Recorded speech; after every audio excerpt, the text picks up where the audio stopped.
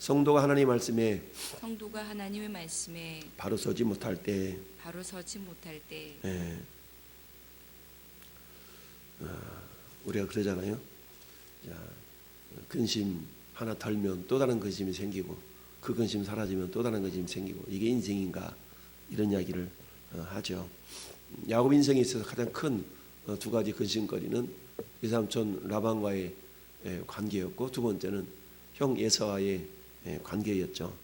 하나님의 은혜로 두 관계 모두 평안하게 평탄하게 다 해결이 되어지자 이 야곱은 하나님과 맺었던 그 언약을 잊어버리고 그말로 세겜성에 머무르게 됩니다. 그로 인하여서 결국 어떻게 됩니까? 그 딸내미 디나가 세겜성 세겜에게 결국 강간을 당하여서 욕을 보이게 되는 그런 일이 발생하게 되었습니다. 결국 우리가 우연은 있을 수 없다라고 얘기한 것처럼 결국 왜 그럴 수밖에 없었는가? 어제 잠깐 우리가 묵상해 봤고요. 결국 그것은 야곱이 하나님 말씀에 전적으로 온전한 순종이 이루어지지 못했기 때문에 그랬다. 그러니까 야곱 나름대로는 어때요? 하나님의 뜻을 이루어 드린다고 하면서 그야말로 엘엘로 해 이스라엘 하나님 나의 하나님 이스라엘 하나님 이라면서 하나님께 예배도 드렸지만 그러나 그것은 온전한 하나님의 뜻이 아니라 자기 생각이었다라는 것을 우리가 알 수가 있습니다. 왜냐하면 하나님 원하시는 것은 베델이었고 하나님 원하시는 것은 브엘세바였지 결코 이 세겜이 아니었다. 그리고 또 숫곳이 아니었다는 얘기죠. 그런데 인간적인 생각을 볼 때는 그동안 그야말로 달려왔던 그의 인생에 정말 좀 쉼을 갖고 싶었고 그런 모습 때문에 숲곳에 우리가를 지었고 여기 좀 머물러 있어야지 라는 그런 인간적인 생각이 있었던 것이죠. 그러나 아무리 인간적인 생각이 앞섰다 할지라도 먼저 하나님의 뜻이 무엇이었는가를 하나님이 원하시는 바가 무엇인가를 하나님과 맺었던 그 언약이 무엇이었는가를 먼저 생각하고 그 일을 이루어가는 것이 야곱의 모습일 수가 있었는데 그러하지 못했다라는 얘기입니다. 그러다 보니까 이 세겜이라는 성은 어찌 보면 가나안에 있어서 가장 어떤 이방 문화, 가나안 문화를 살펴볼 수 있는 그런 도시가 이 세겜성이었다라고 할 수 있습니다. 그렇다 그러면 이 세겜성 문화라는 것은 오늘날로 말하면 뭐겠습니까? 저 서울에 가면 그야말로 휘황찬란한 도시가 신촌 뭐라 그러지? 거기 신촌 어디라 그러지? 홍대거리. 신촌의 홍대거리 또는 뭐 강남 뭐 어디 이렇게 이야기하는 것처럼 서울이 가장 번화하는 그런 모습을 보려고 그러면 홍대 거리를 가라. 뭐 또 강남 어디를 가라. 이렇게 얘기하는 것처럼 이 가나안 땅이 가장 번잡한 그런 또 문화를 볼 수 있는 곳이 세겜성이었거든요. 그러다 보니까 이 젊은 나이였던 이 디나가 관심을 갖지 않을 수가 없었던 거죠. 그래서 그야말로 세겜성을 들여다보러 나갔다가 결국 안타까운 일을 당하게 되었다라는 이야기입니다. 자, 우리 31장으로 한번 넘어가 볼까요? 31장 13절 같이 합독합시다. 나는 베델의 하나님이라 네가 거기서 기둥에 기름을 붓고 거기서 네게 서원하였으니 지금 일어나 이곳을 떠나 내 출생지로 돌아가라 하셨느니라. 아멘. 외삼촌집 라반에서 하나님께서 20여 년 만에 야곱에게 나타나셔서 하신 말씀이죠. 나는 베델의 하나님이라. 네가 거기서 기둥에 기름을 붓고 거기서 내게 서원하였으니 서원하였던 장소가 어디였어요? 베델이었죠. 그래서 나를 평안히 돌아오게 하시면 이곳이 하나님의 집이 될 것이요 내 소유의 10분의 1을 하나님께 드리겠나이다 라고 서원했던 장소가 이 베델 아니겠어요? 근데 이 세겜에서 베델까지는 한 40-50km 정도 떨어져 있다고 그랬죠. 그러니까 우리 흔히 말로 여기서 40-50km면 어디예요? 40km면 수원 정도 되는 거리가 40km 아니겠어요? 그럼 뭐 수원이나 평택이나 우리 이렇게 볼 수가 있겠지만 하나님 말씀은 그렇지 않다. 하나님 말씀은 정확하다라는 것을 우리가 알 수가 있죠. 그러다 보니까 나름대로 야곱 나름대로 하나님께 예배도 하고 이런 마음을 보였지만 그러나 그것은 철저하게 자기 기준이었다라는 것을 우리가 알 수가 있어요. 우리도 그렇지 않습니까?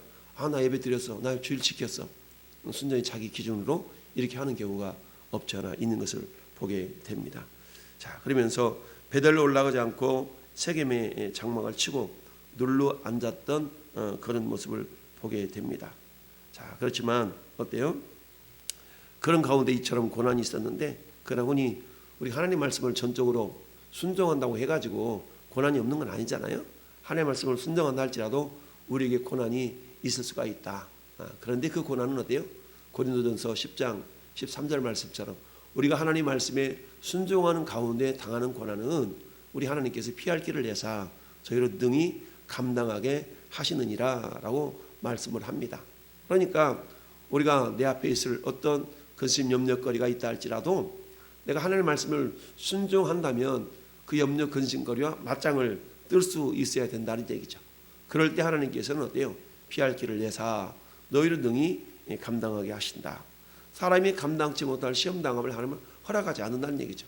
어떤 시험이 당했다면 그것은 분명 내가 감당할 만한 것이다 라고 성경은 말씀하고 있습니다. 자, 세겜성의 주장 세겜이 디나를 강간하고도 그 말로 어때요? 아무렇지도 않았어.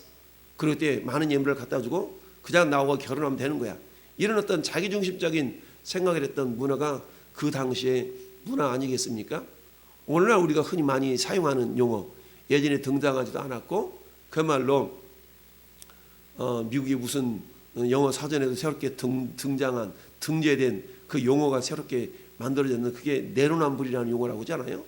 내로남불이라는 용어가 새롭게 쓴 그런 말로 등재되었다라는 그런 소식을 우리가 씁쓸하게 들어본 적이 있는데 그건 뭐겠습니까? 내가 하면 로맨스고 네가 하면 불륜이다 라는 것처럼 순전히 자기에게 유익한 대로만 해석하고 이해하는 그런 모습이 오늘 세겜의 마음과 생각 속에서 있었던 것이죠. 그러니까 세겜이 해야 될 일은 먼저 그야말로 야곱을 찾아가서 내가 잘못했나이다 라고 회개하고 그야말로 잘못을 비는 이런 모습이 있는 다음에 이자를 나에게 아내로 주시오 라고 어떤 책임지는 모습이 있어야 되는데 전혀 그러하지 않았다라는 얘기죠. 한마디로 하면 뻔뻔한 거죠. 이게 오늘 이 시대를 살아가는 오늘 이 시대의 어떤 문화의 모습이지 않나 생각해 볼 수가 있는 것입니다. 이것은 뭐예요? 한마디로 말하면 세겜성이 얼마나 타락한 곳인가라는 것을 우리가 알 수가 있습니다. 자, 세겜이 우상 숭배와 도덕적으로 타락한 가나안 문화가 판을 치고 있는 세속 문화의 중심지였다라는 사실이에요. 그런데 야곱은 그런 어떤 곳에 있어서 어때요? 그냥 죽치고 있었다라는 얘기죠. 우리가 잘 아는 맹모 삼천지교라는 말이 있지 않습니까? 맹자가 자기 맹자의 부모가 맹자를 교육시키기 위하여서 어때요? 3번씩이나 장소를 옮겨가면서 왜 시장통에 가니까 시장통에 나가서 노는 소리가 뭐예요? 200원, 300원 하고 노는 거 아니겠어요? 그러다 보니까 어때요?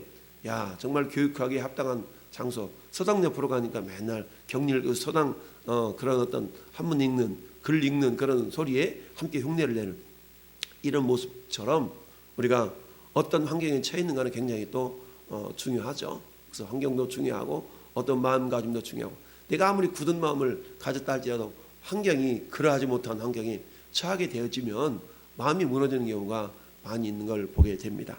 그런 것처럼 야곱이 아무리 하나님을 갖게 하는 것처럼 그런 마음을 가졌다 할지라도 어때요? 환경 자체가 그 당시 가나안의 어떤 우상을 섬기며 그런 어떤 문화의 중심지였던 세겜성이 있으면서 나는 거룩해질 거야 라고 한다고 해서 되는 게 아니죠.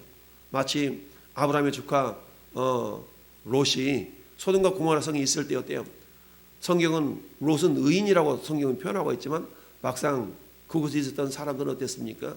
그야말로 동성애가 팽배한 그런 사람이다 보니까 심지어 자기 사이들조차도 그야말로 신실한 롯의 말을 들어주지 못하는 믿지 못하는 그런 어떤 영적인 상태를 우리가 앞에서 살펴본 적이 있죠.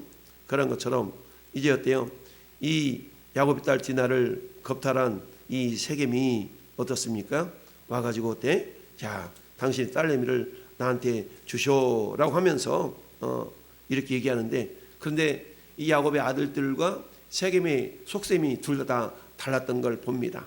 그러면서 13절에 보면 야곱의 아들들이 세겜과 그의 아버지 하몰에게 속여 대답하였으니, 속여 대답했다. 그건 뭐요? 속여 대답한 것은 그 이면에는, 자 14절 보면 야곱의 아들들이 그들에게 말하되 우리는 그리하지 못하겠느라. 할례 받지 아니한 사람에게 우리의 누이를 줄 수 없노니 이는 우리의 수치가 됨이니라. 그렇다고 하면 너희가 다 남자들은 할례를 받아서 우리와 같이 되면 우리 딸을 너희한테 주고 너희 딸을 우리가 데려오겠다. 근데 이 말이 거짓말이었다는 얘기죠. 자, 그런데 어때요? 이 거짓말을 사용함에 있어서 이 할례라는 의식을 그들에게 적용하라라고 말하고 있는데, 이건 하나님의 어떤 거룩한 것을 함부로 이렇게 우리가 사용해서는 안 된다라는 것을 알 수가 있는데요. 거룩한 것을 인간적인 목적을 위해서 사용해서는 안 된다라는 얘기예요. 그런데 지금 어때요? 이 할례는 뭡니까? 할례는 회개하고 하나님의 사람입니다라는 것의 표징 아니었어요? 오늘날로 말하면 세례가 일종의 그 할례의 어떤 그 적인데 핵심적인 내용과 같은 것인데, 세례는 어떤 자들이 세례를 받습니까? 내가 죄인임을 고백하고 예수 그리스도의 보혈로 그야말로 거룩함 받은 이것을 외적으로 공표한 그런 의식이 세례 아닙니까? 그러니까 우리가 세례 교인이다 그러면 적어도 저 사람은 미리 믿는 사람이고 저 사람은 예수님을 제대로 믿는 사람이다 라는 그런 어떤 외적인 표지가 세례받았다라는 그런 의미거든요. 그러니까 누군가가 예수 믿기로 이렇게 어떤 데서 이사를 와서 이를테면 교인이 되어져서 신앙생활을 하겠다 그러면 확인하는 것도 한 가지가 당신 세례교인입니까? 입교인입니까? 아니면 그렇지 않습니까? 라는 걸 확인하게 되죠. 왜? 그런 말면 그 사람의 신앙의 수준이 어떤 것인가, 어느 정도인가를 이렇게 가늠하기 위해서 그런 걸 조사하기도 합니다. 자, 그런데 지금 야곱의 아들들이 이 세겜에게 속여서 얘기했다. 근데 그들 하필이면 뭘? 할례라는 것을 통해서 그렇다는 얘기죠. 그런데 그 할례를 요구했던 목적은 결국 뭐였어요? 25절에 제3일에 아직 그들이 아파할 때, 할례를 행하니까 얼마나 몸이 아팠겠어요? 그때에 시므온과 레이가 각기 칼을 가지고 가서 몰래 그 성읍을 기습하여 모든 남자를 죽여버렸다. 한마디로 말하면 비극이 초래되는, 살상이 일어나게 되는, 그러니까 이 거룩한 것을 인간의 욕심을 채우고자 하는, 한마디로 말하면 원수를 갚고자 하는, 원한을 갚고자 하는 그런 용도로 이 거룩한 것을 사용하게 되었다라는 얘기죠. 결국 하나님 보실 때 썩 기뻐하지 않는 그런 모습이었던 것이죠. 뿐만 아니라 이 세겜도 역시 마찬가지죠. 세겜도 야곱에게 와가지고 당신 딸내미를 나한테 주시오, 내가 예물을 드리고 결혼하겠소 라고 말한 그 의도에는 어떤 의미가 있는 거예요? 자, 21절 보니까 이 사람들은 우리와 친목하고 이 땅은 넓어서 그들을 용납할 만하니 그들이 거기서 거주하며 매매하게 하고 우리가 그들의 딸들을 아내로 데려오고 우리 딸도 그들이 주자. 그런데 그것은 왜 그러냐? 그것은 23절 보니까 합독합시다. 그러면 그들의 가축과 재산과 그들의 모든 짐승이 우리의 소유가 되지 않겠느냐. 다만 그들의 말대로 하자. 그러면 그들이 우리와 함께 거주하리라. 그러니까 세겜의 속셈은 뭐였어요? 야곱이 가지고 있는 모든 재산을 다 강탈할 목적으로, 자, 그 딸내미도 내 것 되었어. 그러니까 이놈들 가지고 있는 이것도 다 내 것 돼. 단지 우리가 그 할례까지 우리가 한 2, 3일만 좀 고통당하면 평생도록 쟤네들의 소유가 우리 것이 되는데 라고 하면서 자기 세겜성 사람들을 같이 동조하도록 했지 않았겠습니까? 19절 말씀 보면 어때요? 이 소년이 그 일 행하기를 지체하지 아니했으니 그가 야곱의 딸을 사랑하며 그는 그의 아버지 집에서 가장 존귀하였더라. 가장 존귀했다는 얘기는 뭡니까? 한마디로 말하면 권세 있는 자라는 얘기했고, 그런 여기에 다른 사람들이 이 세겜성의 추장이었던 그야말로 지도자였던 이 세겜의 말을 듣지 않으려야 않을 수가 없었던 것이죠. 그러다 보니까 어때요? 이 야곱의 아들들의 말에 의해서 결국 세겜성의 남자들이 할례를 받게 되었고, 그리고 어때요? 야곱의 아들들의 마음속에는 그래 조금만 기다려, 너는 내 손에 죽었어 라는 원한 그 어떤 그 원수 갚는 그런 마음을 품었던 것이고, 또한 또 세겜 마음에는 또 다른 꿍꿍이가 있었던 것이죠. 그러니까 동상이몽이라고 같이 잠을 자긴 하지만 다른 꿈을 꾸고 있는 것처럼 계약이 이루어지는 것 같지만 실상은 또 다른 목적, 서로 다른 목적에 의해서 그 계약이 이루어지게 되었던 것을 보게 됩니다. 자, 이처럼 야곱의 아들들은 분노와 혈기를 다스리지 못하고 이들에게 복수하려는 악한 생각으로만 가득 찼었다는 얘기입니다. 성경은 뭐라고 말씀하고 있습니까? 원수 갚는 것은 어때요? 주님께 맡기라 라고 말씀하고 있죠. 자, 시편 37편 8절 보니까 분을 그치고 노를 버리며 불평하지 말라. 오히려 악을 만들 뿐이라. 악을 만들 뿐이라. 또 다른 악을 생산해내는 그런 일이 빚어지고 말았던 것이죠. 잠언서 16장 32절에도 노하기를 더디하는 자는 용사보다 낫고 자기의 마음을 다스리는 자는 성을 빼앗는 자보다 낫다라고 말씀하고 있습니다. 자, 여러분 여기 보면 소년이라는 단어는요, 소년 단어는 가장 혈기왕성한 그런 어떤 때를 표현하는 단어거든요. 그러니 이 세겜이 얼마나 정욕적으로 그야말로 왕성한 그런 나이였겠습니까? 이것을 다스리지 못하고 자기 욕심에 원하는 대로 그야말로 행동했던 그런 어떤 가나안 문화의 전형을 우리에게 보여주는 모습이다라고 할 수 있습니다. 우리 하나님의 사람들은 어때요? 갈라디아서 6장 5장 24절 말씀에 그리스도 예수의 사람들은 그 정과 욕심을 십자가에 못 박았느니라 라고 말씀하고 있죠. 우리는 정욕대로 행하는 자가 아니라 어때요? 말씀대로 행하는 자가 되어야 되겠죠. 그 말씀이 우리에게 요구하는 말은 뭡니까? 세상 풍조를 쫓지 말고 내가 그러한 것처럼 너희도 구별된 자, 거룩한 자가 되라 라는 것이 하나님의 말씀인 거 아니겠습니까? 오늘 말씀의 제목이 성도가 하나님 말씀에 바로 서지 못할 때, 먼저 야곱이 하나님 말씀에 바로 서지 못하니까 어때요? 그 자녀들에게 그 선한 영향력이 온전하게 미치지 못함으로 말미암아서 결국 그 가문으로 비극이 초래되는 그런 일이 발생하게 되었다라는 겁니다. 오늘날도 마찬가지입니다. 저는 여러분들은 항상 내가 말씀에 바로 서 있는가 그렇지 않는가, 우리가 고린도전서 10장 12절 말씀 우리가 묵상했죠. 그런즉 선지로 생각하는 자는 넘어질까 조심하라. 항상 내가 내 신앙이 바로 서 있는가, 내 자녀들의 신앙이 바로 서 있는가 라는 것을 늘 기억하면서 혹이라도 내 말씀이, 내 신앙이 하나님 말씀에 벗어난 부분이 있다면 잽싸리 우리가 회개하고 돌아와서 항상 우리가 곁길로 나아가지 않도록, 좌로나 우로나 치우치지 않도록 우리의 믿음의 발걸음이 그야말로 하나님이 이끄시는 대로, 하나님이 원하시는 대로 나아감으로 말미암아서 사단에게 빌미를 제공하지 않는 그런 거룩한 발걸음, 거룩한 믿음의 가문이 될 수 있기를 예수님의 이름으로 축원을 드립니다. 아멘.